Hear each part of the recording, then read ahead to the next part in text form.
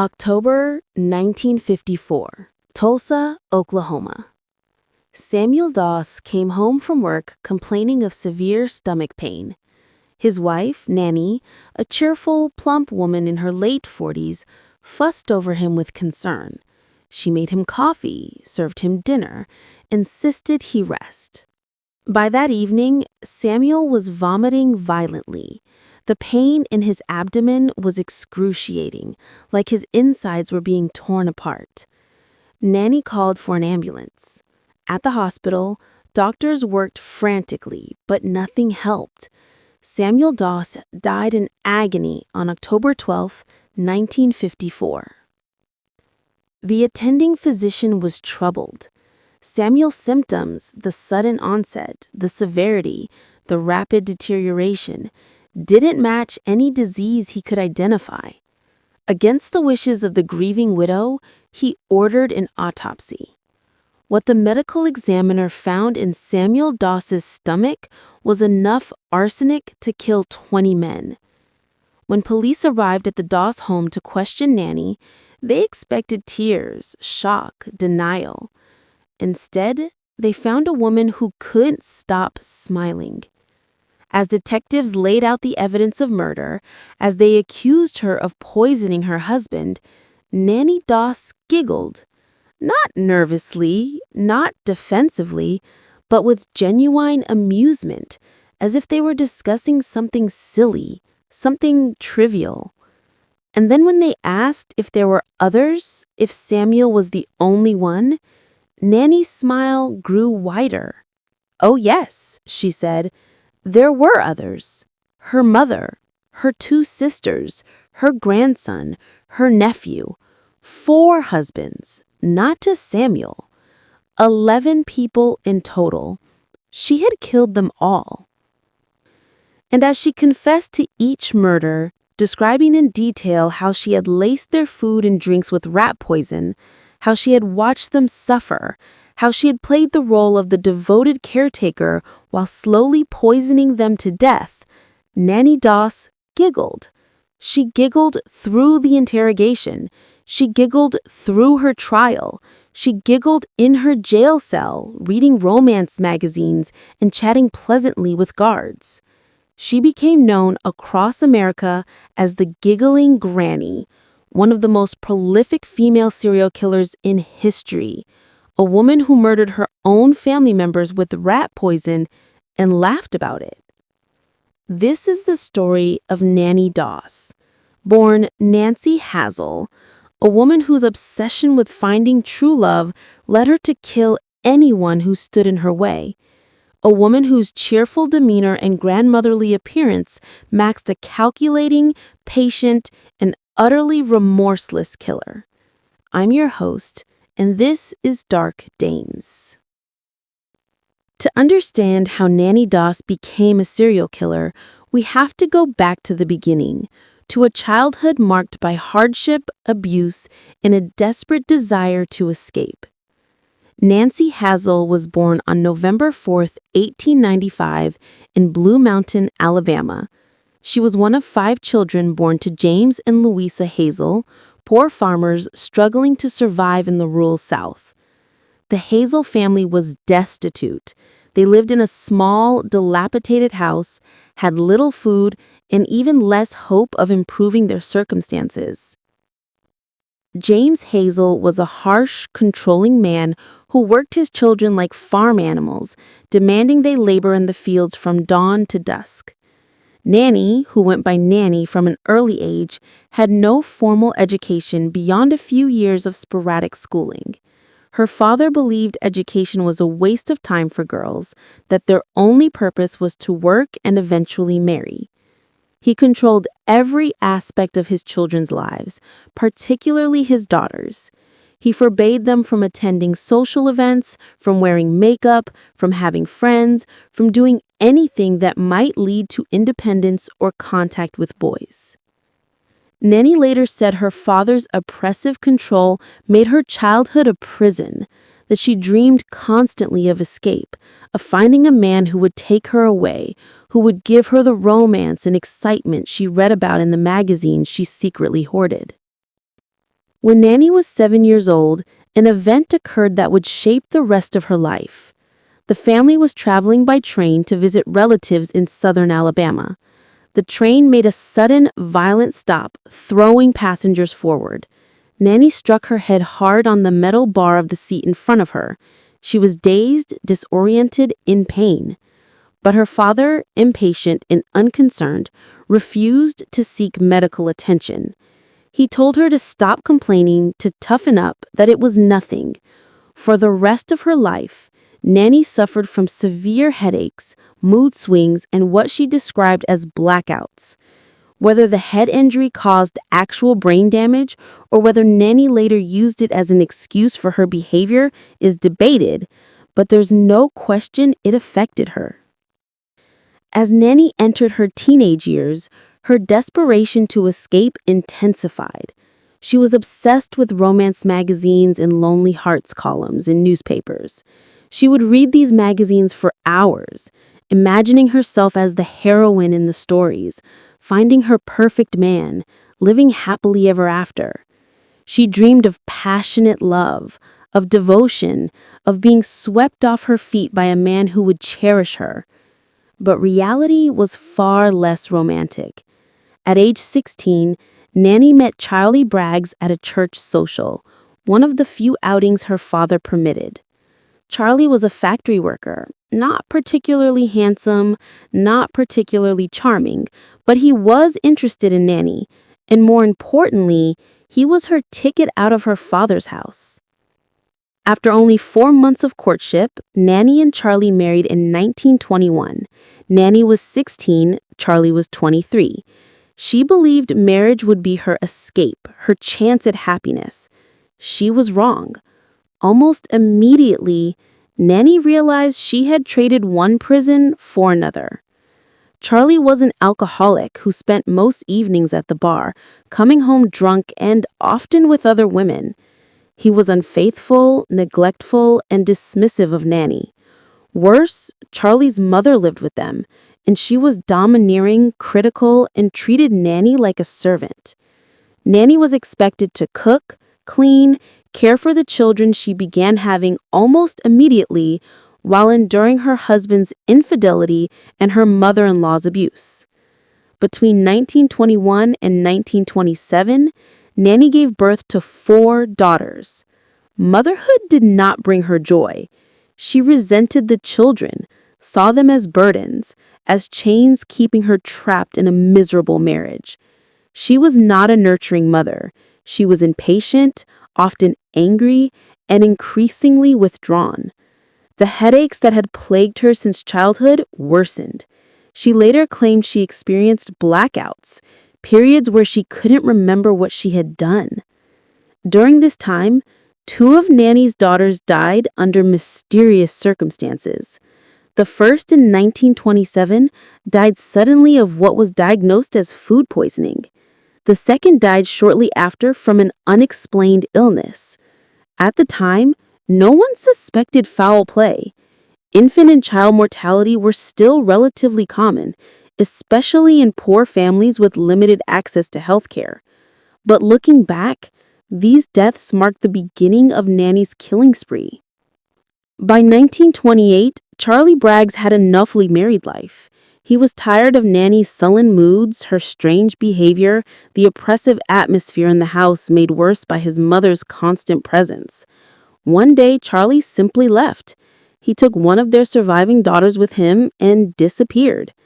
Nannie was furious, not because she loved Charlie. She had long since stopped caring about him, but because he had abandoned her without giving her a chance to leave first, without freeing her to pursue the romantic life she still dreamed of. She took the remaining daughter, Melvina, and moved back to Alabama to live with her parents. Nannie was now a single mother in her early 30s, living with her abusive father again, working odd jobs, and still obsessing over romance magazines. And she began writing to men through Lonely Hearts columns, crafting letters filled with warmth and charm, presenting herself as a devoted, loving woman seeking companionship. And it was through these letters that she met her second husband, Frank Harrelson. Frank was a factory worker from Jacksonville, Florida, a widower with a young son. He and Nannie corresponded for months before he traveled to Alabama to meet her. They married in 1929. Once again, Nannie believed she had found her escape, her chance at the romance she craved. Once again, she was disappointed. Frank Harrelson turned out to be an alcoholic, just like Charlie. He was also abusive, both verbally and physically. He would come home drunk, yell at Nannie, sometimes strike her. The son he brought into the marriage was a troubled boy who resented her presence. And to make matters worse, Frank was controlling with money, giving Nannie barely enough to run the household, keeping her financially dependent and trapped. For 16 years, Nannie endured this marriage, all the while continuing to read her romance magazines, to fantasize about a better life, to write secret letters to men she met through Lonely Hearts Clubs. And then, in 1945, Frank Harrelson died. He was drinking in a bar one evening, suddenly collapsed, and never regained consciousness. The cause of death was officially listed as heart failure, though he had also been experiencing severe gastrointestinal distress in the weeks before his death. No autopsy was performed. Nannie played the role of the grieving widow perfectly, crying at the funeral, accepting condolences, all while planning her next move. Within months of Frank's death, Nannie met Arlie Lanning, a traveling salesman from North Carolina. They married in 1947. Arlie seemed different at first, more attentive, more romantic. But the novelty wore off quickly. Arlie was frequently on the road for work, leaving Nannie alone for weeks at a time. When he was home, he was tired, uninterested in romance, and dismissive of Nannie's attempts at intimacy. By 1950, Nannie had decided Arlie was just another disappointment, another man who failed to live up to her fantasies. That year, Arlie Lanning died suddenly of what was believed to be a heart attack. The pattern was set. Nannie had learned that poison was an effective, relatively safe method of removing obstacles from her life. And now, with 3 dead husbands behind her, she was just getting started. After Arlie Lanning's death in 1950, Nannie Doss was a widow for the 3rd time. She was 55 years old, living alone in a small house in North Carolina, receiving a modest life insurance payout from Arlie's death. But Nannie wasn't content. She still craved the perfect romance, the devoted husband, the passionate love she had read about in her magazines for decades. She still believed it was out there, waiting for her, if only she could find the right man. So once again, Nannie turned to Lonely Hearts columns and romance clubs. She placed ads describing herself as a cheerful, homemaking widow seeking companionship and marriage. She received dozens of responses from lonely men across the South, men who were charmed by her warm letters, her apparent devotion, her promises of a peaceful, loving home. It was through these ads that Nannie met Richard Morton, a widower from Kansas. They corresponded for months, exchanging letters filled with affection and shared interests. Richard seemed kind, stable, financially secure. He owned his own home, had a steady income, and, most importantly, he wrote romantic letters that made Nannie's heart flutter. In 1952, Richard traveled to North Carolina to meet Nannie in person. He was charmed by her. She was plump, matronly, with a quick smile and a contagious laugh. She seemed like the perfect wife, someone who would cook and clean and provide comfort in her later years. They married within months. But as with every marriage before, the reality failed to live up to Nannie's expectations. Richard Morton was not the romantic hero she imagined. He was practical, frugal, and worst of all, he was a womanizer. Despite being newly married, Richard continued to flirt with other women, sometimes staying out late at bars, sometimes inviting female acquaintances to the house when Nannie wasn't home. Nannie was enraged. She had married this man believing he would be different, that he would fulfill her fantasy of devoted love. Instead, he was just another disappointment, another unfaithful man wasting her time. In October 1952, less than 3 months after their marriage, Richard Morton died. He had been experiencing severe abdominal pain, vomiting, and weakness for several days. Nannie, ever the devoted wife, cared for him tenderly, bringing him food and drink, sitting by his bedside, comforting him. But despite her care, Richard's condition rapidly worsened. He died at home, writhing in agony. The local doctor, who had been treating Richard for what he assumed was a stomach virus, signed the death certificate listing natural causes. Richard was buried quickly, and Nannie played the role of the bereaved widow, crying at appropriate moments, accepting sympathy from neighbors, all while secretly searching the Lonely Hearts columns for her next husband. But before she could move on, there were loose ends to tie up. Nannie's mother, Louisa Hazel, had been living with Nannie and Richard in Kansas. Louisa was elderly, increasingly frail, and a nuisance in Nannie's eyes. She was also a reminder of Nannie's miserable childhood, of the poverty and oppression she had endured. Shortly after Richard's death, Louisa fell ill. She complained of stomach pain, nausea, dizziness. Nannie prepared her mother's meals, brought her tea and broth, all laced with rat poison. Louisa died within days. Once again, no autopsy was performed. The death was attributed to old age and illness. Nannie inherited what little her mother had and continued her search for love. In 1953, Nannie met husband number 5, Samuel Doss, through, once again, a Lonely Hearts Club. Samuel was a minister from Oklahoma, a widower seeking a devout homemaking wife. He and Nannie exchanged letters for several months. Samuel was impressed by Nannie's religious devotion, her descriptions of her cooking and homemaking skills, her cheerful personality. They married in June 1953 and moved to Tulsa, Oklahoma.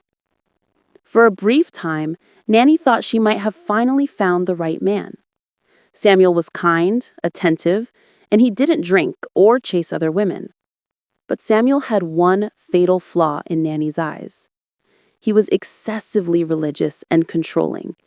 He insisted Nannie attend church services 3 times a week, forbade her from reading her beloved romance magazines, which he considered sinful, and demanded she spend her time in prayer and Bible study rather than pursuing her own interests. Nannie tolerated this for over a year, playing the role of the dutiful minister's wife. But inside, she was seething. Samuel Doss was not her romantic hero. He was another man trying to control her, to suppress her desires, to force her into a mold she didn't fit. And so, in the fall of 1954, Nannie made her decision. Samuel Doss would be her final victim. But this time, something would go wrong. This time, a doctor would question the circumstances. This time, Nannie's decades-long killing spree would finally come to an end. But before Samuel died, there was one more murder to commit. Nannie's sister Dovie had come to visit the Doss home in Tulsa. Dovie was younger than Nannie, more attractive, more socially successful. Nannie had always resented her sister, had always felt overshadowed by her. During the visit, Dovie became ill. Severe stomach pains, vomiting, weakness. Nannie, ever helpful, prepared special meals and drinks for her sister. Dovie's condition worsened rapidly. She died in the Doss home, and the attending physician, believing it was acute food poisoning, signed the death certificate without question. It was September 1954. 1 month later, Samuel Doss would die, and Nannie's secret would be exposed. To understand the full scope of Nannie Doss's crimes, we need to examine each victim, the method she used, and the chilling patience with which she executed her plans. Nannie's weapon of choice was arsenic, specifically rat poison, which was readily available in stores throughout the 1920s through 1950s. Arsenic was sold over the counter without restriction, marketed for killing rodents and insects. It was cheap, effective, and because it was so common, no one questioned a homemaker purchasing it. Nannie kept rat poison in her kitchen, hidden among other household supplies, and she used it liberally. Arsenic is a particularly cruel poison. In small doses, it causes nausea, vomiting, abdominal pain, and diarrhea, symptoms that can easily be mistaken for stomach flu or food poisoning. In larger doses, it causes organ failure, seizures, coma, and death. But the key to arsenic's deadliness in the hands of someone like Nannie was its cumulative effect. She rarely killed her victims with a single large dose. Instead, she would administer small amounts over days or weeks, allowing the poison to build up in the victim's system, causing progressively worsening symptoms that doctors would attribute to various illnesses. By the time the victim was critically ill, it was often too late to save them, even if the true cause was discovered. Let's go through Nannie's victims chronologically, examining what we know about each murder. First, her two infant daughters in the 1920s. While Nannie never explicitly confessed to these murders, and they were never officially investigated, the circumstances are highly suspicious. Both children died suddenly, with symptoms consistent with poisoning, vomiting, convulsions, and rapid deterioration. Both deaths occurred during periods when Nannie was particularly unhappy in her marriage to Charlie Braggs. It's likely these were Nannie's first murders, experimental killings to see if she could get away with it, to see if poison was a viable method. The deaths were ruled natural, and Nannie learned a crucial lesson. No one suspects a mother of murdering her own children. Next came her grandson. In the late 1920s, Nannie's surviving daughter Melvina had a son. The boy lived with Melvina and her husband, but Nannie visited frequently. When the child was just 2 years old, he died suddenly while under Nannie's care. Melvina was devastated, but she never suspected her own mother. The death was attributed to unknown causes, possibly a congenital condition. Years later, after Nannie's arrest, Melvina would look back on that day and realize the truth. Her mother had murdered her child, and she had been too grief-stricken to see it. Then came Frank Harrelson in 1945, Nannie's second husband.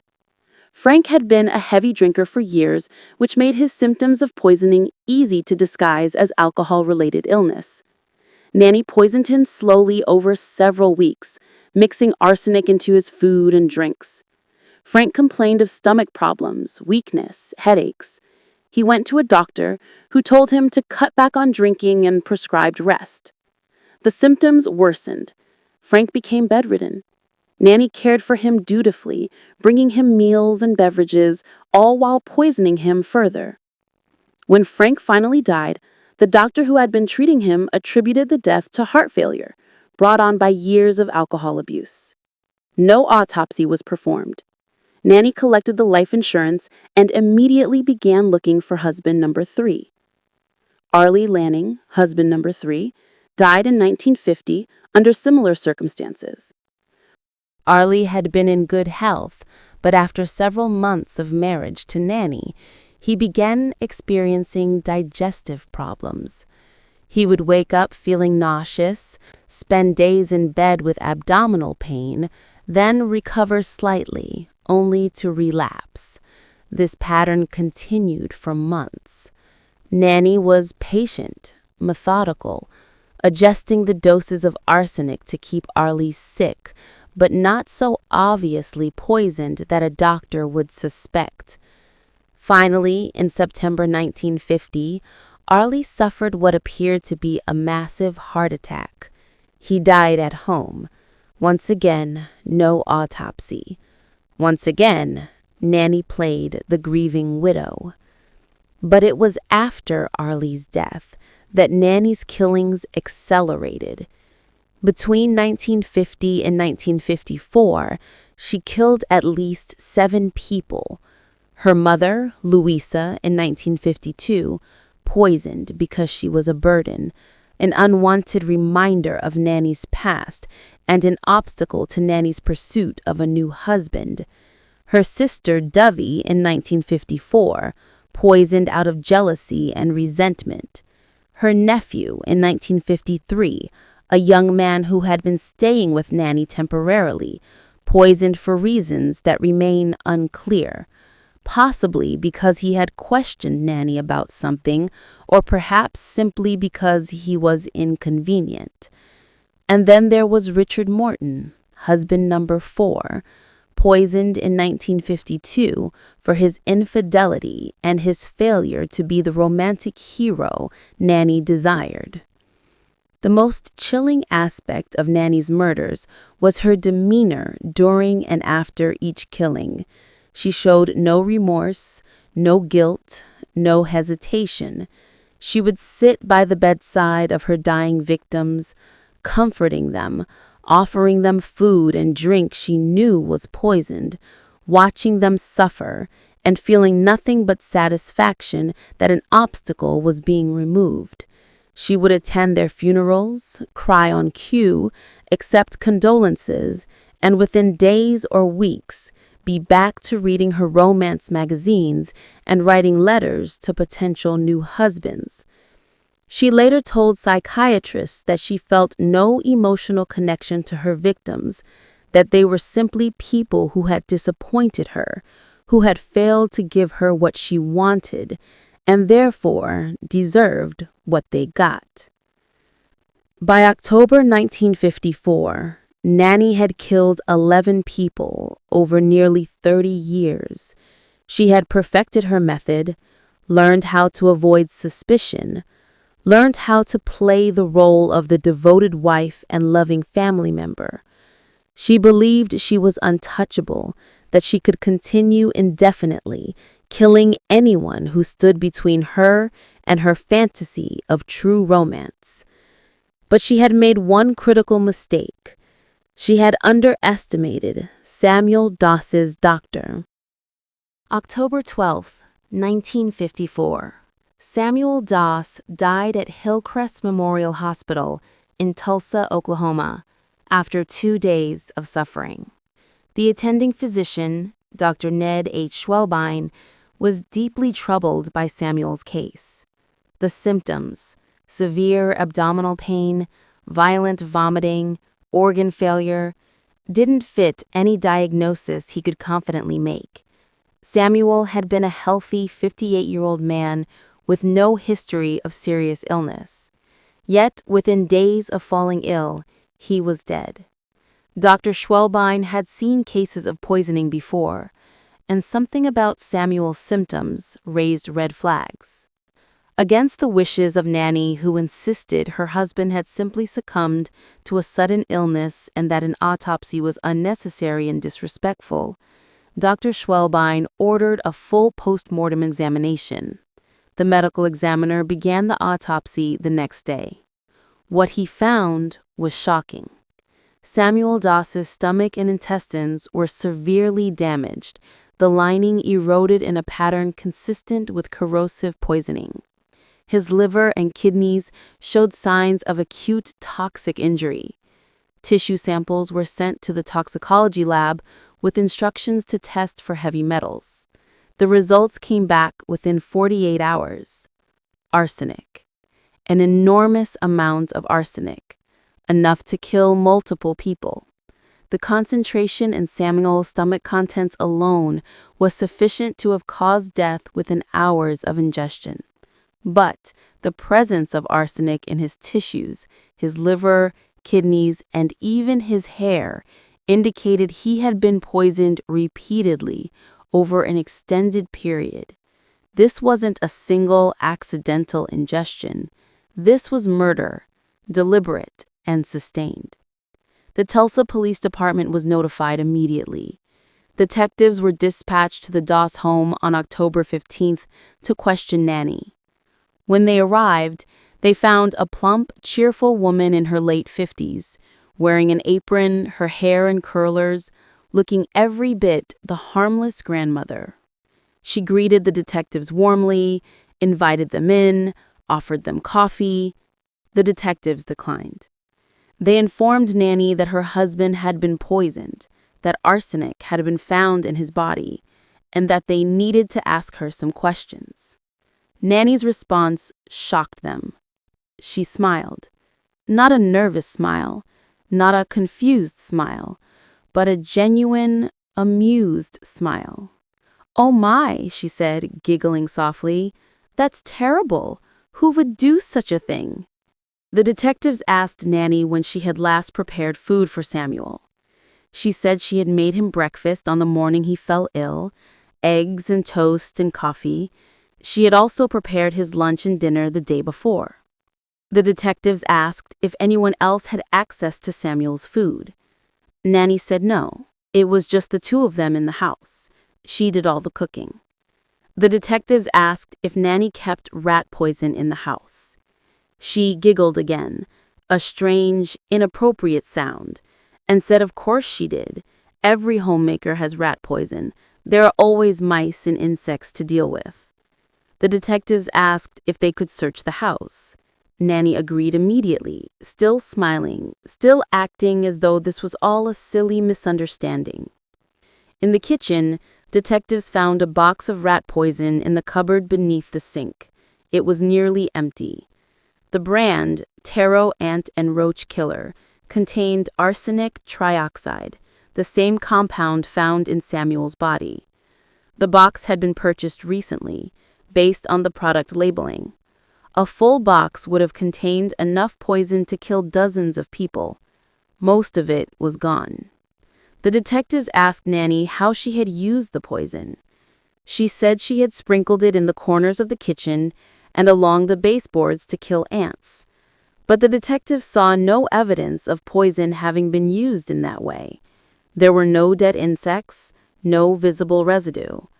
Where had all the poison gone? At this point, the detectives made the decision to take Nannie into custody for questioning. She was arrested on suspicion of murder and transported to the Tulsa Police Department. There, in an interrogation room, the detectives began to press Nannie for answers. At first, she maintained her innocence, insisting she had no idea how arsenic had gotten into Samuel's body. But as the questioning continued, as the detectives laid out the evidence, the timeline, the impossibility of anyone else having poisoned Samuel, Nannie's demeanor began to shift. She stopped protesting. She leaned back in her chair, and then she started to giggle. The detectives asked what was funny.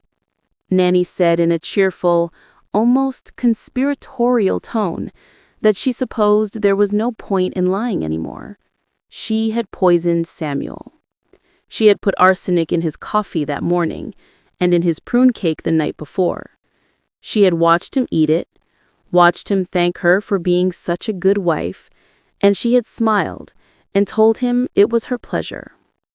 The detectives, stunned by the casual confession, asked why she had done it. Nannie said Samuel was too controlling, too religious, too boring. He wouldn't let her read her romance magazines. He made her go to church all the time. He wasn't romantic at all. She had thought he would be different, but he wasn't. So she decided to get rid of him and find someone better. The detectives asked if there were others, if Samuel was the only one. Nannie giggled again, louder this time, as if she found the question hilarious. "Oh no," she said. "There were lots of others. Her mother, her sister, her husbands, all of them. She couldn't remember exactly how many. Maybe 11, maybe more. She lost count." Over the next several hours, Nannie Doss confessed to murdering 11 people. She described each murder in detail, explaining her methods, her motivations, her feelings during and after each killing. She spoke about it the way someone might describe baking a cake or planting a garden, with no sense of wrongdoing, no remorse, no understanding of the horror she had inflicted. When asked if she felt bad about any of it, Nannie shook her head and giggled. She said she didn't feel bad at all. They had all disappointed her in some way. They had all deserved it. The confession was recorded, transcribed, and would later be used as the primary evidence in her trial. But the investigation wasn't over. Police in multiple states began exhuming bodies, starting with Richard Morton in Kansas, Arlie Lanning in North Carolina, and Frank Harrelson in Florida. In each case, arsenic was found in the remains even after years of decomposition. Louisa Hazel's body was exhumed from a cemetery in Alabama. Arsenic. Dovie's body, still relatively fresh, was tested. Arsenic.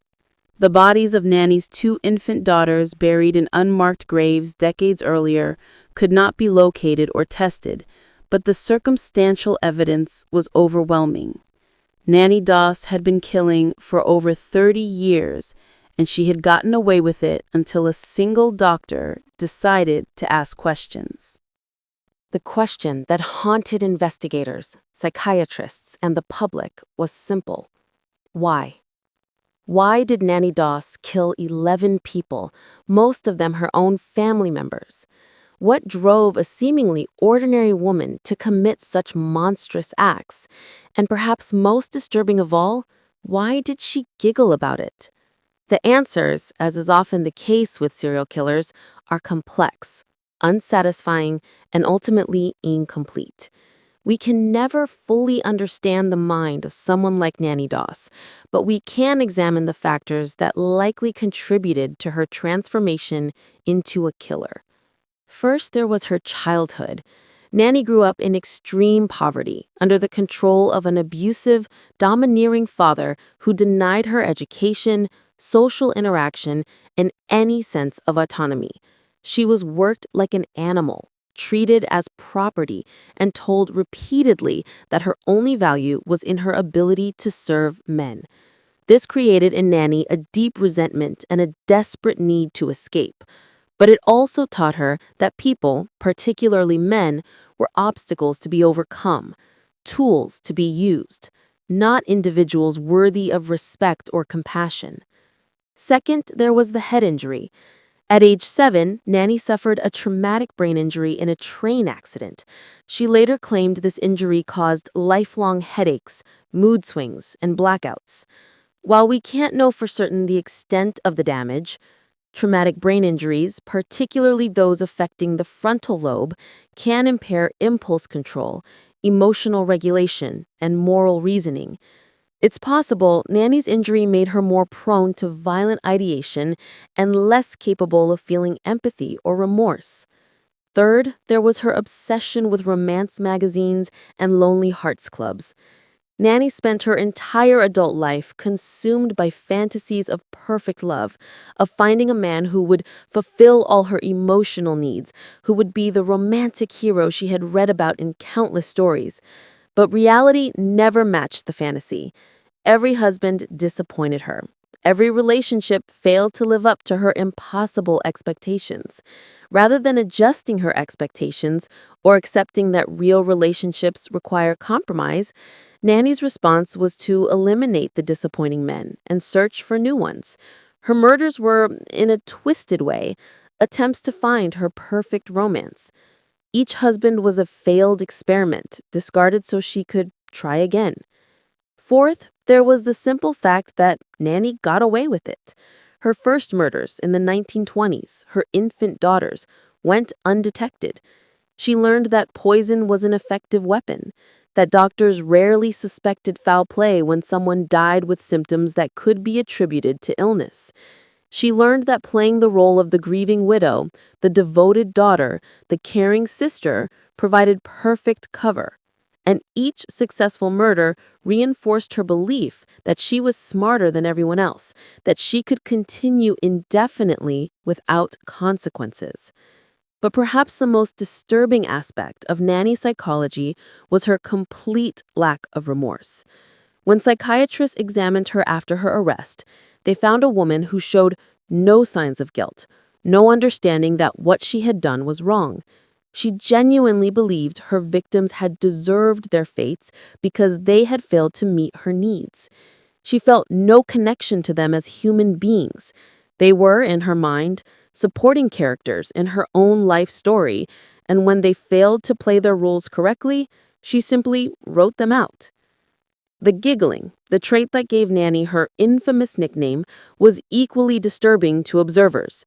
Psychologists have debated its meaning. Some believe it was a nervous tic, an inappropriate stress response.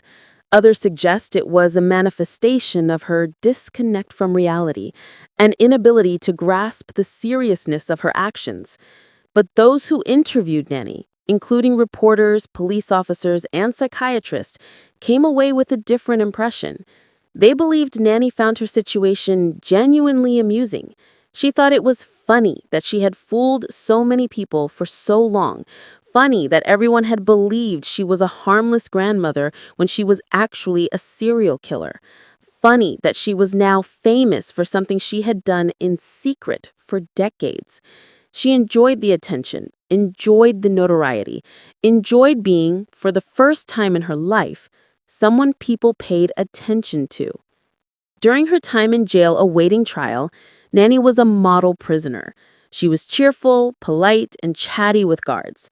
She read romance magazines that were sent to her by sympathetic members of the public who found her story fascinating. She received fan mail, letters from men who claimed they would have been the husband she was looking for, letters from women who said they understood why she did it. Nannie answered some of these letters, always with the same cheerful tone, the same inappropriate humor. She seemed to be enjoying herself. And that, more than anything, revealed the true nature of Nannie Doss. She was a woman incapable of feeling what normal people feel, incapable of empathy, remorse, or genuine human connection. She was, in the truest sense, a monster who looked like someone's grandmother. Nannie Doss's trial began in May 1955 in Tulsa, Oklahoma. She was charged with the murder of Samuel Doss. While authorities had evidence linking her to 10 other murders across multiple states, the decision was made to try her only for Samuel's death, as it was the most recent, the evidence was strongest, and a conviction would ensure she spent the rest of her life in prison. The trial was a media sensation. Reporters from across the country descended on Tulsa to cover the proceedings. The courtroom was packed every day with curious onlookers, people who wanted to see the Giggling Granny in person, to understand how someone so ordinary-looking could have committed such extraordinary evil. Nannie sat at the defense table wearing a simple floral dress, her gray hair neatly styled, her hands folded in her lap. She looked like everyone's grandmother, sweet, harmless, the kind of woman who would bake cookies and knit sweaters.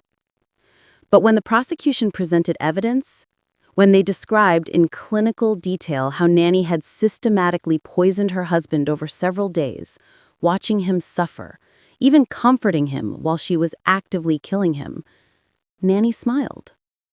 Sometimes she giggled quietly, as if remembering a private joke. The jury was horrified. The defense attempted to argue that Nannie was insane, that her head injury as a child had caused brain damage that left her unable to distinguish right from wrong, unable to control her impulses. Psychiatrists were called to testify. Some agreed she showed signs of mental instability, her obsession with romance, her inability to feel empathy, her inappropriate affect. But the prosecution's psychiatrist countered that Nannie knew exactly what she was doing. She had carefully planned each murder, had taken steps to avoid detection, had played the role of grieving widow convincingly. These were not the actions of someone who didn't understand her behavior. These were the actions of a calculating killer who simply didn't care about the consequences. The jury deliberated for less than 2 hours. They returned with a verdict of guilty of murder in the first degree. Because Nannie was a woman, and because Oklahoma rarely executed women, the death penalty was taken off the table. Instead, Nannie Doss was sentenced to life imprisonment without the possibility of parole. When the judge read the sentence, Nannie smiled and thanked him politely, as if he had just given her directions or held open a door. She was led from the courtroom still smiling, still exhibiting that same cheerful demeanor that had chilled everyone who encountered her. Nannie Doss was transferred to the Oklahoma State Penitentiary, where she would spend the rest of her life. In prison, she was a model inmate. She was friendly, helpful, never caused trouble. She spent her days reading romance magazines, which the prison allowed her to have, writing letters to pen pals who were fascinated by her story, and occasionally giving interviews to reporters and true crime writers. In these interviews, Nannie maintained her cheerful attitude. She would talk about her crimes casually, describing them as if they were minor mistakes, regrettable but understandable. She expressed no remorse for her victims. When asked about Samuel Doss, about her mother, about her sister, Nannie would shrug and say they had disappointed her, that she had done what she felt was necessary. On June 2nd, 1965, Nannie Doss died in prison at the age of 69. The cause of death was leukemia. She had been ill for several months, declining steadily, but she faced her own death with the same strange cheerfulness she had shown throughout her life. In her final days, she told a nurse that she hoped there were romance novels in heaven, that maybe in the next life she would finally find the true love she had been searching for. She died peacefully in her sleep, something none of her victims had been granted. But before we close this chapter on Nannie Doss, we need to talk about the people she killed, the lives she destroyed, because they were not just obstacles in her path. They were human beings with their own stories, their own hopes, their own right to live. Samuel Doss was a kind man, a minister who devoted his life to helping others, who had lost his first wife and sought companionship in his later years. He welcomed Nannie into his life, provided her with a home, treated her with respect, and she repaid his kindness by poisoning him. Louisa Hazel, Nannie's mother, was a woman who had endured a hard life, who had raised 5 children in poverty, who had survived an abusive marriage. In her final years, she should have been cared for by her daughter, should have been able to rest and find peace. Instead, she died in agony, poisoned by the child she had given birth to, the child she had sacrificed for. Davi, Nannie's sister, was a woman whose only crime was being more attractive, more successful, more loved than Nannie. She visited her sister seeking connection, seeking family, and she was murdered for it. Frank Harrelson, Arlie Lanning, Richard Morton. These men were flawed, certainly. They drank too much, they were unfaithful, they were controlling, but they did not deserve to die. They deserved the chance to change, to grow, to live out their natural lives. Nannie took that from them because they failed to live up to her impossible fantasies. And the children, the 2 infant daughters, the grandson, the nephew, they were the most innocent victims of all. They had no agency, no ability to disappoint or fail. They were killed simply because they were inconvenient, because they were in the way, because Nannie saw them not as people, but as burdens. Nannie Doss's story forces us to confront uncomfortable truths about human nature, about how evil can hide behind the most ordinary facades, about how someone can commit unspeakable acts and feel nothing, absolutely nothing. She wasn't insane in the clinical sense. She understood what she was doing. She simply didn't care. She lacked something fundamental that most of us possess, the ability to recognize other people as real, as valuable, as deserving of life. To Nannie, everyone else was a character in her story, and she was the author who could write them out whenever she chose. Her obsession with romance magazines, while it seems almost comical on the surface, reveals something deeper and more disturbing. Nannie had consumed so much romantic fiction, had so internalized these idealized narratives of perfect love, that she became incapable of accepting reality. Real relationships are messy, complicated, require compromise and patience and forgiveness. But Nannie wanted the fantasy. And when reality didn't match the fantasy, she didn't adjust her expectations. She eliminated reality and tried again. 11 times she eliminated reality. 11 times she killed someone who failed to be her romantic hero or who stood between her and that hero. This case also highlights the vulnerabilities in society that allowed Nannie to kill for so long.